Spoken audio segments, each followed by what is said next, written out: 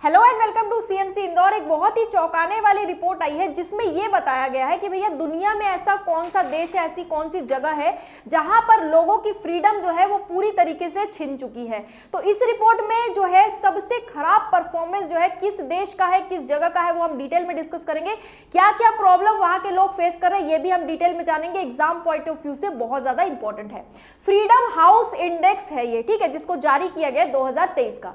तो चलो देखो आगे क्या लिखा है। फ्रीडम हाउस ने 2023 के लिए अपना freedom in the world index जारी कर दिया गया है, जिसमें दुनिया भर के अलग अलग देशों का सर्वे किया गया। यह देखा गया कि भैया किस देश में किस तरह से लोगों को परेशान किया जा रहा है, फ्रीडम छीना जा रहा है, या फिर कौन सा देश बहुत ज्यादा फ्री है जहां पर लोगों की फ्रीडम का ध्यान रखा जा रहा है। इसमें सबसे खराब प्रदर्शन कौन से जगह का है वो मैं आपको बता देती हूँ। दक्षिणी सूडान यानी साउथ सूडान, इसका नाम आपने बहुत बार सुना होगा। यहाँ पर बहुत ज्यादा प्रॉब्लम फेस करते हैं लोग, ठीक है। सीरिया में आए दिन बमबारी होती है, आए दिन लड़ाइयां होती है, ये भी आपने सुना होगा। और साथ में तिब्बत को दुनिया के सबसे कम मुक्त देशों के रूप में जगह यहां पर दी गई है। तिब्बत का मेन यहां पर काम है। पूरे वीडियो में जो है तिब्बत के बारे में हम जानेंगे, क्योंकि इन दोनों की बात तो अलग है लेकिन तिब्बत को मेनली हाईलाइट इस इंडेक्स में किया गया है। बात यह करी गई, पहले तो देखो मैप में देख लो तिब्बत कहां पर है। ये पूरा चाइना है, बहुत बड़ा देश है चाइना, एशिया का आपको पता होगा। चाइना के ऊपर मंगोलिया, उसके ऊपर रशिया है, ठीक है।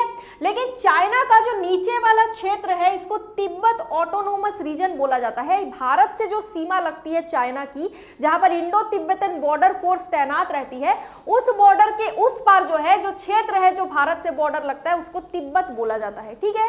और तिब्बत पर चीन का पूरी तरह से कंट्रोल है।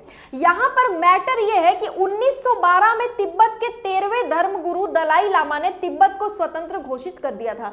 दलाई लामा कोई नाम नहीं होता है, ये एक उपाधि होती है जो बौद्ध धर्म के सबसे बड़े गुरु को दी जाती है।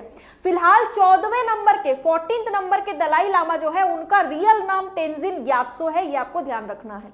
तो 13वें नंबर के जो थे उन्होंने 1912 में तिब्बत को जो है आजाद घोषित कर दिया था। तब वहां की सरकार को, चाइना की सरकार को कोई दिक्कत नहीं थी, सब सही से चल रहा था। लेकिन कुछ सालों बाद क्या हुआ, 40 सालों के बाद चाइना में कम्युनिस्ट पार्टी की सरकार चली आई जो अभी तक राज कर रही है वहां पर। इस सरकार के आने के बाद इन्होंने बोला कि भैया चाइना का क्षेत्र है ये तिब्बत, और तिब्बत में हम बौद्ध धर्म को पनपने नहीं देंगे, बौद्ध धर्म के जो लोग हैं उनको नहीं रहने देंगे, है ना, उनको पूरी तरीके से हम चाइनीज बना देंगे।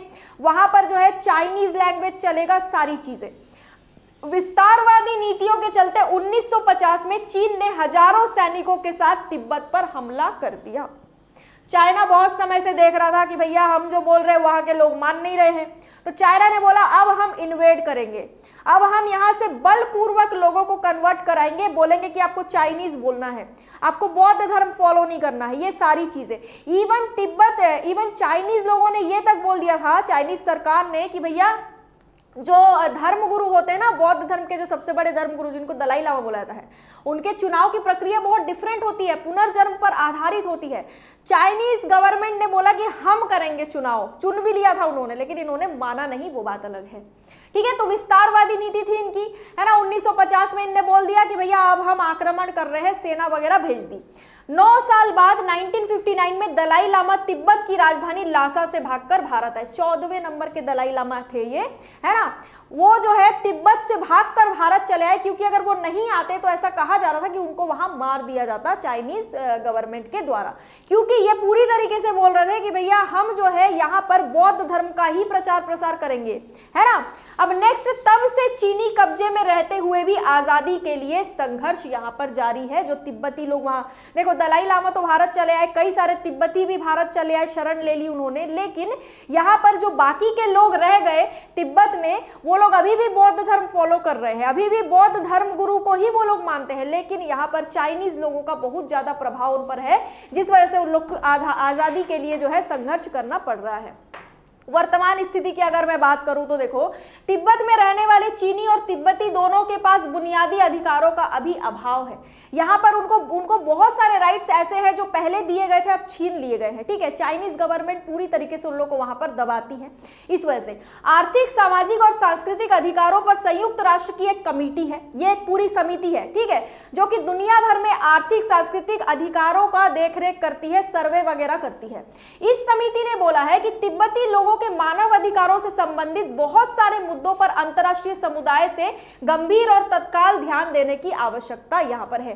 सीधी सी बात है, तिब्बती लोगों का जो अधिकार छीना जा रहा है उस पर यहां बात करी जाएगी। संयुक्त राष्ट्र भी इस पर इन्वॉल्व हो चुका है, क्योंकि पूरी दुनिया देख रही है कि वहां की स्थिति कितनी खराब हो चुकी है।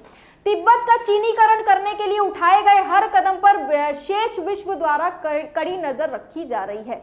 मतलब सीधी सी बात है, जो मैंने अभी बताया कि वर्ल्ड लेवल पर नजर रखी जा रही है कि वहां पर क्या हो रहा है। जैसे वहां पर उइगुर मुस्लिमों के साथ हो रहा है, वैसा ही कुछ तिब्बतियों के साथ भी हो रहा है।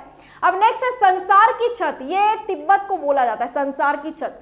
संसार की छत के नाम से विख्यात इस क्षेत्र में बौद्ध धर्म को मानने वालों की बहुतायत है। मतलब सबसे ज्यादा यहाँ पर बौद्ध धर्म को मानने वाले लोग रहते हैं। यही चीज चाइनीज को पसंद नहीं आ रही, चाइनीज सरकार को।